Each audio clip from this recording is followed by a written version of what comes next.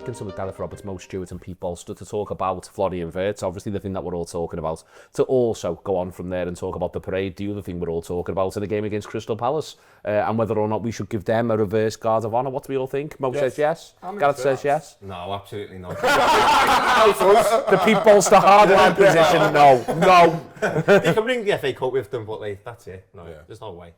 So no. I'm all right with it. I like them. Yeah. You know, I was made up that they won. I think like they're a proper local club. Do you know what I mean? Like there's not many people outside of the area of Croydon who are asked about what Palace are doing in the grand scheme. But also I've met quite a you know, over the years doing what we used to do, doing what I still do, etc. I've met quite a lot of decent Crystal Palace fans. I love them. I think they're great. Yeah, so I was made up for them, and they're good to watch. It was the final was fantastic. If there's a way to do it, like, you know, maybe... I think all lads have got to do is just go and split into 5 and 5 and stand at the end. I was thinking you could do it each half. So Second half, where you just clap them on. we used to do it in rugby, like the whole thing. We All right, well, we've all had a laugh. Come on. No, well, you're ruining that for everyone. When you're at school and play rugby, you clap one team off, and then you kind of go through, and then they stand the other side, and you clap them off. But no, I'm like you, Gareth. Like, so my cousin, her husband is a Palace fan. He was at Wembley, and me and him have been having jokes for years and years. But genuinely, like, the joy that they have, it's kind of like gets you here, it reminds you what football's about. The only thing I didn't need reminded, I'll be honest. I was a Tottenham at home. The only thing that I have against Palace fans is how much they love Roy Hodgson, but we can get better. Yeah, but I mean, the Tifo was amazing. Yeah, it was. The story behind the Tifo and all that. Look it up if you haven't seen it. Yeah. But yeah, Palace generally sound, I mean, the fact that they've won at Anfield more than most teams and we still think they're sound shows how sound they actually are. But when they come here, they don't sing the bollocks. They sing about their team. Yeah. They don't come here and sing about poverty or our city being a shithole or any of that crap. Yeah. They sing about Crystal Palace like you're meant to. You were being one round here, or No, definitely not. It's the Premier League, and it's not the FA Cup. There you are. Okay, there you are. Hard line. Do you want to win this warm-up for the Charity Shield? Yeah, I do actually. Yeah, I think you've got to win the game where you lift the trophy, haven't you? For me, you've got to put a performance in there. I mean, I wasn't too bothered over the last few games, but I was more bothered about the idea of Mohamed Salah not getting that goal or assist. So for me, I just want to see him break that record, not equally proper break it. We beat Spurs 5-1. You want to get 4 or 5 goals against these and really stuff them. They're not that bothered. They've just had their last home game, haven't they? They're on holiday now. So Liverpool should really take advantage and put in a proper performance and be champions for one last time this season. All right, we'll come back on and talk about the game in a minute or two. We'll do the gossip first, Mo, which is Florian Wirtz. It is the top bit of gossip now and has been all week. It feels like it's really come to life, really, across the last 7 days, that it feels genuinely feasible Liverpool could sign him. For me, he's a player with very few downsides other than quite literally the expense, and if Liverpool feel as though they can manage that, it's no bad thing. He's a proper bit of stardust about to enter his peak years. Yeah, so all of the barriers that are normally between us and a signing like this that we put in front of us are all about, we never buy a player who's at that peak, we never buy a player for that amount of wages, all those kind of things. Well, all of the noise we're hearing is saying that Liverpool don't care about any of those things, that this player is good enough to kind of break all those structures. And you know what? I agree with them. He is good enough, and I think the idea of what his skills could do in that team is ridiculous. He's also a grafter. And this is the big thing that to be really crystal clear on, and why I think he really appeals to Liverpool, is he presses like a demon, playing for Leverkusen, both in the league and in Europe. He's very, very aggressive. Yeah, I think he reminds me a little bit. It's funny because Leverkusen was where Kai Havertz came through. And in terms of where he operates on the pitch and some of the things he does, he reminds me a bit of Havertz, but I just think he's a better version of Havertz. I think he's better in front of goal. I think he's a little bit more reliable in terms of when to release the ball. And I just think that his teammates are going to love playing with him. And I mean, one of his former teammates is already here. So, you know, in terms of laying the table for it, we couldn't be any better. The manager's been clear, I think, all season, Gareth, whenever transfers have come up, including when he didn't buy anyone last summer. Really good players. I've got really good players here. If you're going to come join this group, you're going to have to be a really, really good player. Appears to be the outlook and the bar. That needs to be cleared. I think full stop anyway, Liverpool needs another midfielder. I think Liverpool needs a central forward. I'm being very clear with the language there, because he could be either, and he could perform both roles. I think they might end up needing 2 of them, if I'm honest. Over that, I think the window might go. But there's no doubt another really, really good player would just add so much to this Liverpool side, however they're going to use him. Yeah, and it sounds like, you know, they are prepped to do business. I mean, he said something like, you know, for all that we've won the league, that there are one or two weapons that he could add to the current squad. I think, you know, they've shown intent previously in terms of the Caicedo bid. I know some people still stick to some idea that it was PR. Worst PR ever. If you don't sign someone, it's not good PR. Ask Everton. So, yeah, it wasn't PR for me. They did go for him. I've got that on fairly good authority as well. And so they clearly will pay top whack if they believe the player fits the profile, is young enough, good enough and all of that. He ticks all of those boxes. I think as well, Liverpool have just got to build now, you know, from a position of strength. They've won the league. You know, everyone's talking about Liverpool. You know, they get all the money that they get for finishing first. They get all the money they get for doing so well in the Champions League. Okay, they got knocked out, but every one of those wins in the league stage was worth a fair whack of money. So there's lots of money washing around. There's a new deal from TV.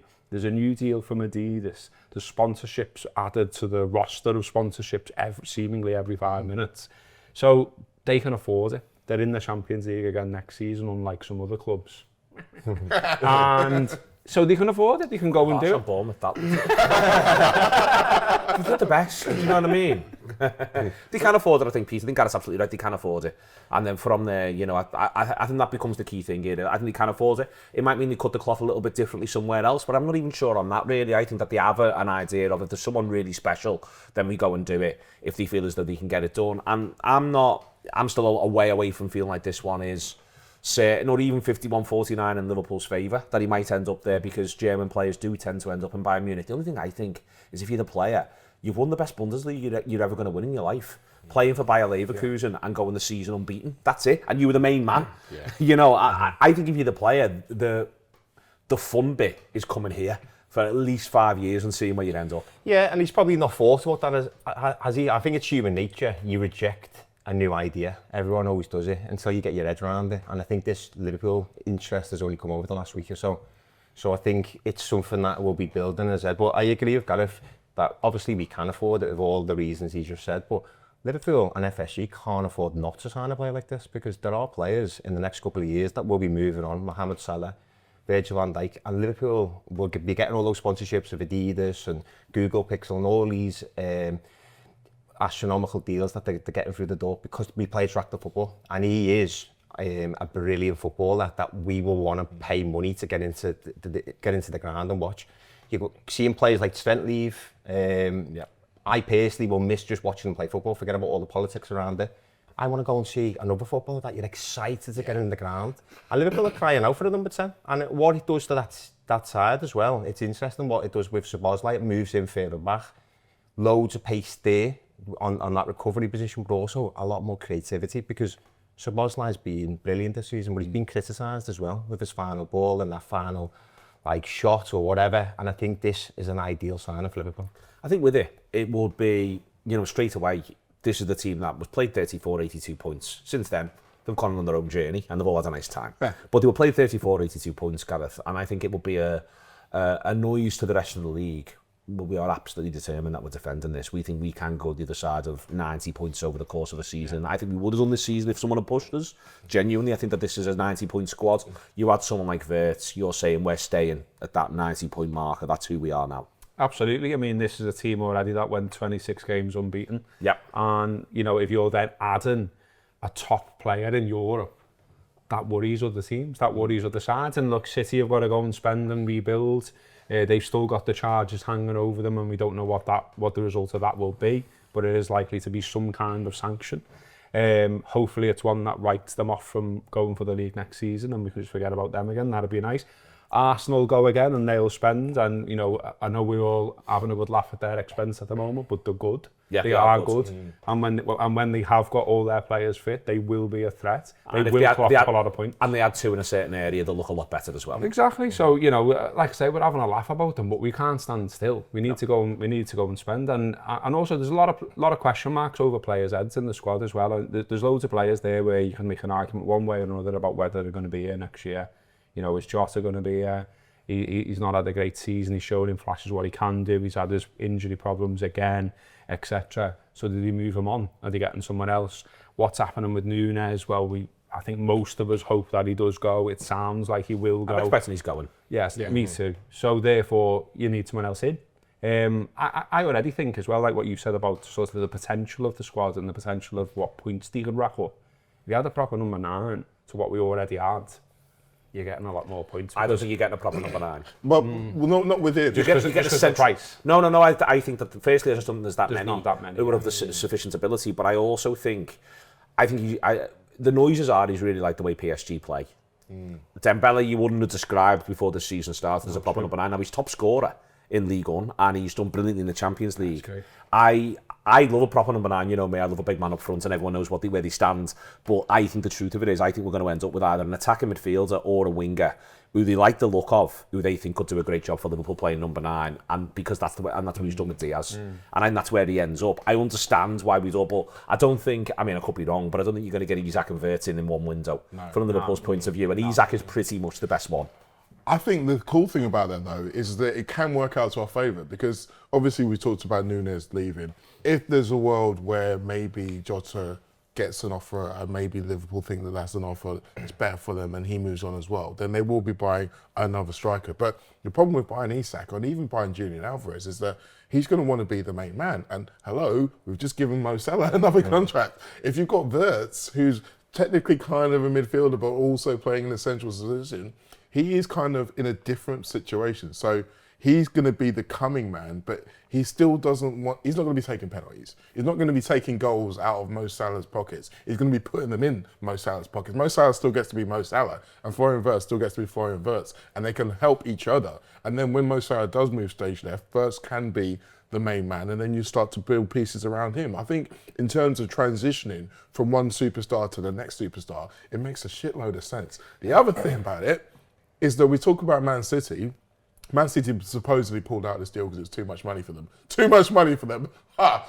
But we have to remember, they were wanting him all season long. Pep Guardiola was desperate to get this fella in. He was their number 1 guy.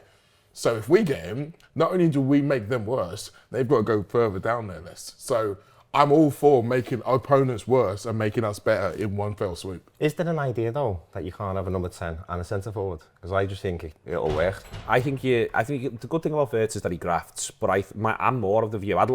Listen, Alvarez is the perfect one because Alvarez is a big grafter, but the attack's built around Salah.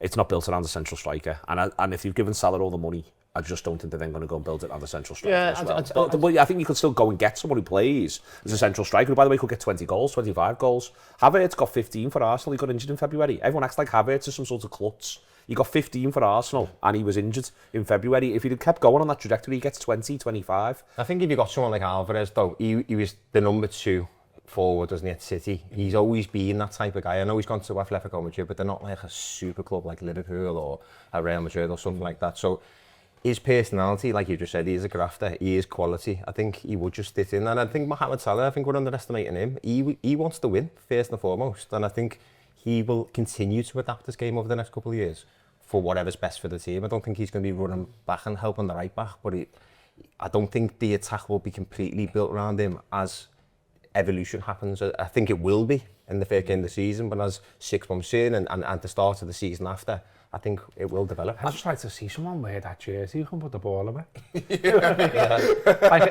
Like, you know, who was worthy of a Liverpool number 9 shirt. I think we're from all that generation, though, aren't we? We've pinned our hopes on your Fernando Torres, your Owen, your Fowler. Firmino was worthy of a Liverpool number 9 shirt, but he wasn't a goal scorer. But he was boss. Exactly, but I think you're going to get one of them.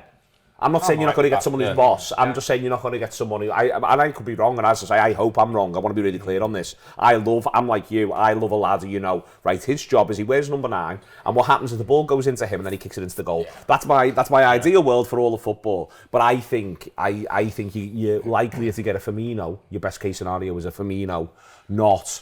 Say his name to me all Prime Firmino still bagged quite a few goals, didn't he? I mean, his best season was, 25 or something like that? So, like, if you've got someone who does all of those things, but when it comes to the crunch, they are going to be reliable to put it in, I'm all for it. Like, the thing people were saying with Alvarez, and I'm worried people are going to think I'm a Kai Havertz fan club. But that's what Havertz was for Arsenal. But what's happened is everyone spent the whole season saying of Arsenal, and Arsenal are now saying it of themselves, but we need a number 9. And that's that. The problem Havertz had is that he missed a couple of chances in the high-profile games, and everyone remembered that and forgot everything else. And that is the part of the problem with the number 9, is that you are living and dying by the big moments, and that's probably what Nunes couldn't handle. Like if you're shit at Goodison Park. Yeah, exactly. Those are the kind of things that stick in people's minds, and if you are going to be playing in that position for a big team, you have to be able to deal with that. Like, what people saying about Alvarez, the reason why he didn't want to be number 2 to Haaland in City, because the number 2 to Haaland doesn't get on the pitch. Like, if you're the number 2 to Mo Salah, you're still going to play alongside Mo Salah. Like, you're going to be playing football games, and you're going to get the chance to be able to show what you can do. There we are. It is the Friday night. We are in the fantastic Red Lion. We are with our friends at Erdinger. I'm delighted to be with them as well. Whatever you're doing this weekend, well, I know what you're doing this weekend. I'm going to talk about that in a second. And Erdinger, please.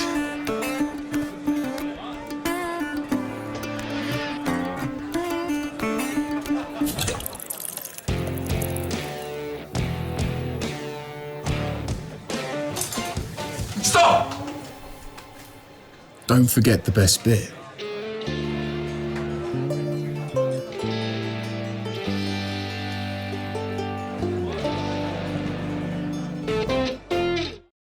I said whatever you're doing this weekend, I know what you're doing this weekend. You come into the great city of Liverpool to have a fantastic time and be part of the most monumental parade the world has seen on Monday of Liverpool's trophy, Liverpool's league title. Gareth, I think this whole thing's actually still being underpriced. I think the streets of Liverpool, and I really mean Liverpool, so much of Liverpool is going to be absolutely rammed. This country's got a population of circa 60 million. I suspect 2% of that figure will be on the streets of Liverpool for this game.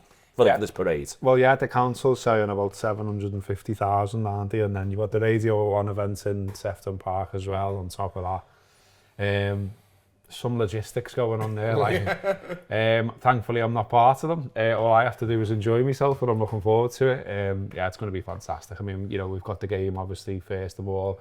We've got seeing the trophy in the actual ground, in actual hands of a captain of Liverpool. Being able to see it via your own eyes, not a television screen. Can't wait for that bit. Managed to get my son in the ground for this one. He wasn't there for Spurs. Unfortunately, not with me, but I'll take him being in the ground. So looking forward to our hug afterwards, whatever happens, because obviously we're already champions. So yeah, I'm just loving at the moment, generally, Liverpool. It's just great. It's like, you know, before I've just come in here, I've just had a nice wander around. And I just feel like you can spot Reds a mile off. Yeah. There's just people walking around with big smiles on the faces. And the city looks great. You know, you're walking along and the waterfront looks amazing. The Albert Dot, look, you know, these are historical landmarks. The Albert Dot looks great. The Three Graces look great. The Hill Dickinson Stadium looks great. You're getting to really embrace the way in which the city looks under these circumstances. Yeah, no, it's going to be a huge part. It's going to be great. Get your spot, get settled. Don't expect it anytime soon. Whatever time you think it's going to come, it'll be later. And grab my table. If there's one thing you need to know about the parade will not take place on time. Well, it made me laugh. I drove down the stand the other day and I saw the little yellow signs that they put out, and it was like closed from 11 o'clock in the morning to 9 at night. I thought, yeah, it's about right. In other words, we haven't got a clue. We don't know. It might be about 5, might not. Try and watch it somewhere that isn't the Strand, is what they keep saying to everyone, obviously. Good luck with that. Yeah, good luck there. So yeah, it's going to be fantastic. It's a great advert for Liverpool, and look, we've just been talking about transfers in the first half. I think this adds to the advert, doesn't it? 100%. Because when people see those pictures and what it's going to be like, you know, surely you want to be a part of that. Surely you want to see it for yourself. Surely you want to be on the top of that bus one day, looking down at that. Do you know what I mean? And then, you know, you look down the road at the, feels like kicking a puppy now, doesn't it? But you look down the road at Man United.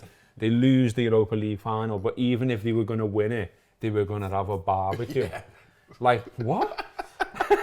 I've never known such the saddest club ever, isn't it? It's mad how they've just managed to, Pete, remove all grandeur from their own existence. Yeah. there's a bit of me that almost wants to shake the people involved and go, you do realise you're running Manchester United. Maybe we should think about Manchester United, and yet they've got absolutely nothing left as this wears on, and they're going to have to watch us on Monday. I have loved every moment of this. Like, I genuinely, like, I am Kev Walsh of how much he hates Everton. I'm 10 times worse than Man United, so I've revelled in this. But you're saying about they've lost all the grandeur. They are the self-proclaimed biggest club in the world. They're the only people who say that. They literally started saying it in the 90s. So then it went on that long. It was like this big mad lie that then everyone started to believe, and Sky Sports, the media and all that started to believe it, and they started to come out the theatre of dreams and all this absolute nonsense. And I think we've found out now that actually we're seeing the truth, and they're not very good. And Jim Radcliffe, I mean, I couldn't think of anyone worse for putting ill feeling in the club for the general staff, the groundsmen, everyone, the players, the fact that they had to pay for their own friends and family to come onto the plane for the ticket to Bilbao.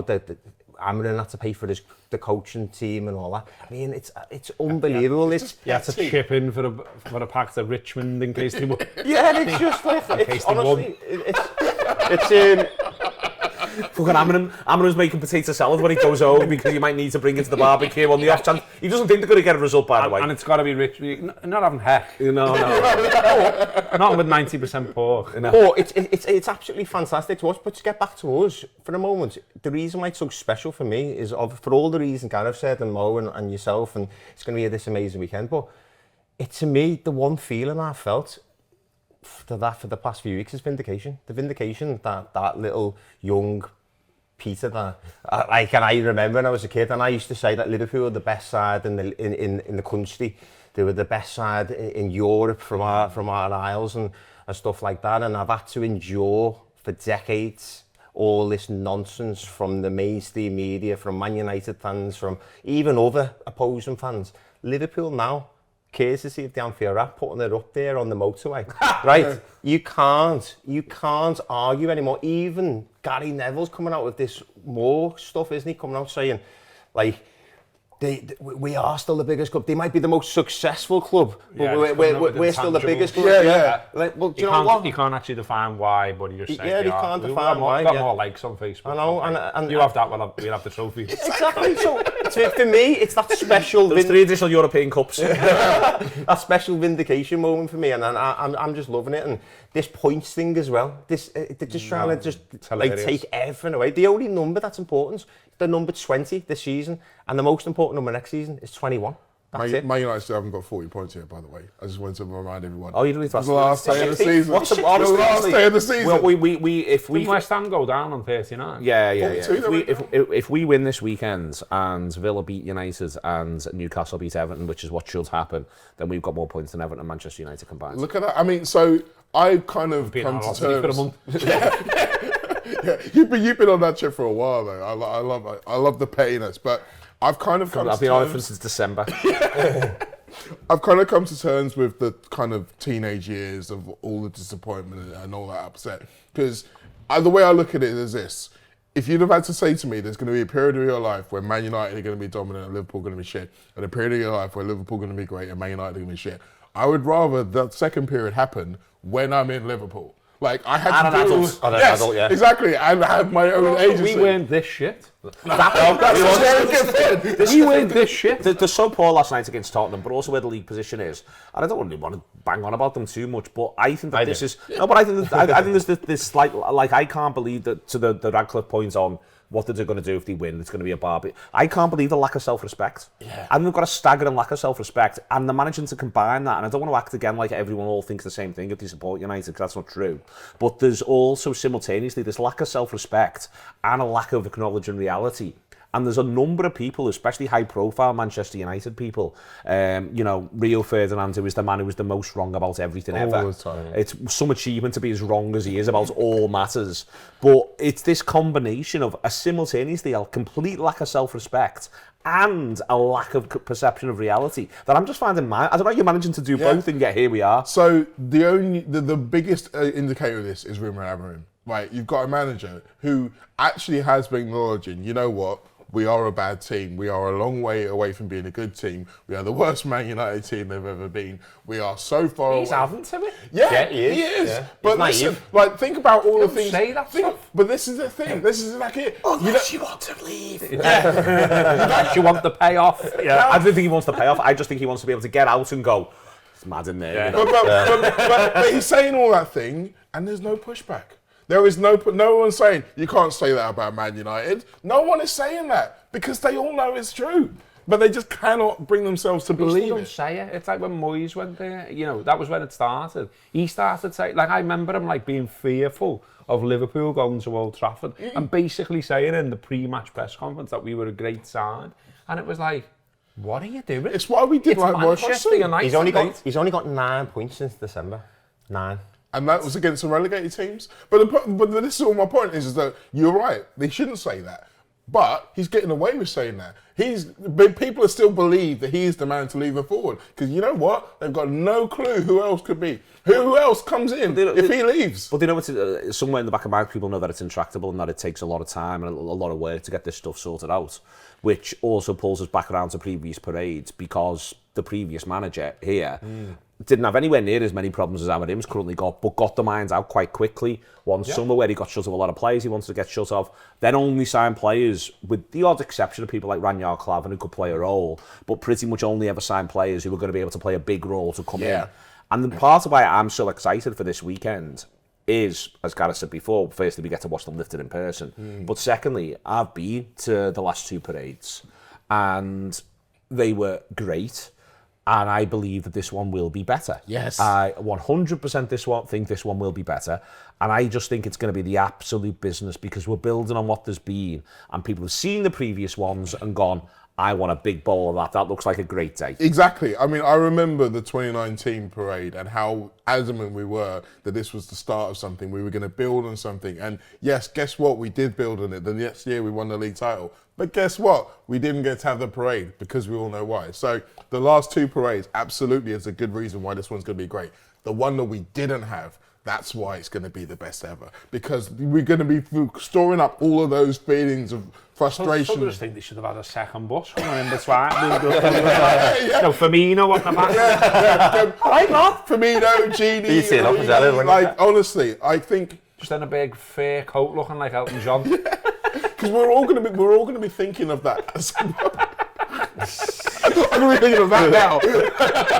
But like, we're all going to be thinking of 2020 at some point. At some point on Monday, that 2020 team's going to come into your mind and you think, fuck. There was a point where you thought you're never going to get the chance to celebrate that. And here we are. We are going to get to celebrate. It's going to be the greatest day. And all of the stuff that we're going to be doing, because like, I'm sure some of us are going to be doing some work-related stuff over the course of the weekend. And yes, it's all fun and stuff, but we're all going to get a chance to just have a moment where we don't have to do anything except take it in. Just look at everything going past and just think, you know what? This is why we're doing this. I'll be taking it in when you lift that Premier League trophy because I feel like we skip past that too much, you know. Like, because it's well documented. It's been so long since that trophy lift, but I've looked it up. It's only 7 or 8 times Liverpool have lifted the title at Anfield in the last 100 years. Because I think we take for granted that this is a normal thing. You win the title away from home sometimes. City have done it, Man United have done it, Liverpool have done it against Wolves, and It wasn't a thing, guys. And it wasn't a thing at a certain point. All the Reds have said that to me, like, you know, you're all banging on the trophy lift. That wasn't a thing. They just They brought didn't it out, bang on didn't about they? the trophy Yeah. lift. It was just win the league. You do it wrong. They're just so used to it. They've probably. written off good times there, the older Reds. You should also have another great day when you get to the Well, game. exactly, I'm all for that. Like, I love the can't wait fact to that see they're it. bringing Hansen out for it as well. Oh, yeah. I think that's a really lovely touch because obviously he's had some problems with his health and all that kind of stuff. But if you needed an extra reason to celebrate, you know, also to have kind of passing the torch from the last time we were the greatest team in the land to this time, I couldn't think of anyone better. And one great centre-back to another, is there? Yeah, I like the idea of problems with his health, and then he did have obviously really significant problems with his health, and then I think off the back of that, probably 8 weeks later, he was knocking around Royal Birkdale in 74. That was how we found out he was all right. It's just like he was putting the golf clubs in the back of the car. You all right now, Al? Yes. Yeah, it sounds What's this? 6 birdies. Later on as he goes all the way through. He's a great man, Alan Hansen, a great man in so many ways. Gareth, he's going to be part of it. But Virgil, is also obviously a great man. I think we, at times, overstate his cool.